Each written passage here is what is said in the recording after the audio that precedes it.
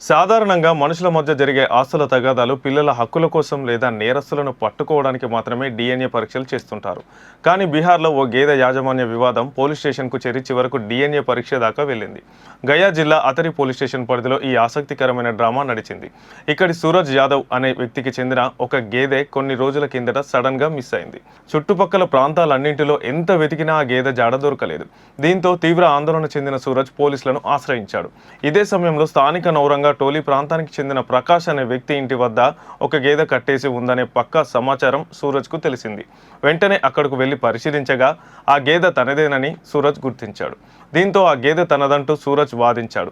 అయితే ప్రకాష్ కూడా ఆ గేదె తన ఇంట్లోనే పుట్టి పెరిగిందని, దీనిపై తనకు పూర్తి హక్కు ఉందని వాదించాడు. ఇద్దరు ఎవరికి వారు ఆ గేదె తమదేనంటూ పట్టుబట్టడంతో అక్కడ తీవ్ర వాగ్వాదం జరిగింది. ఎవరి వాదనకు సరైన ఆధారాలు లేకపోవడంతో ఈ పంచాయతీ నేరుగా స్థానిక పోలీస్ స్టేషన్కు చేరింది. పోలీసులు ఇరు వర్గాలను పిలిచి ఎంత విచారించినా అసలు నిజం బయటపడడం లేదు. ఇరువైపుల నుంచి ఎలాంటి బలమైన డాక్యుమెంట్లు లేకపోవడంతో పోలీసులు తలలు పట్టుకోవాల్సిన పరిస్థితి ఏర్పడింది.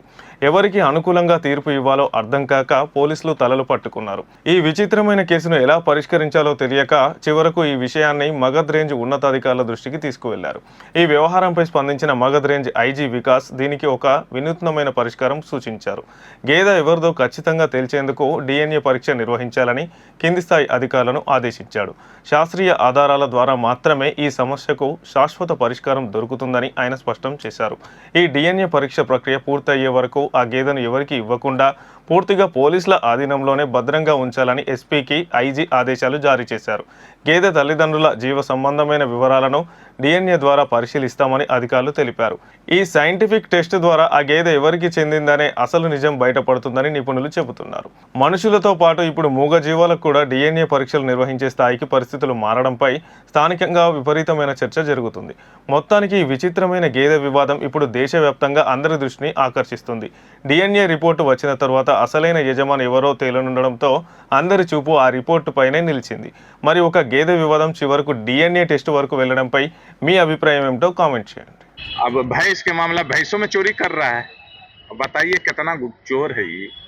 जेकर भैंस है ओकर भैंस लौटा दिया अंतिम में, मीडिया जब लग गया तो मीडिया पर केस कर दिया। अब मीडिया लगा तो भैंसवा तो लौटा दिया लेकिन भैंसिया वाला पर केस करवा दिया। अब SC ST केस जानते हैं ना, वो 2-3 महीना पहले बेल ना मिलता है। जितना में वो केस लड़ेगा उतना में भैंसे खरीदा जाता, वो तो बेचारा बेकार भैंस खोजे गया, छोड़ देता। अब नाजायज हो रहा है तो नाजायज होगा।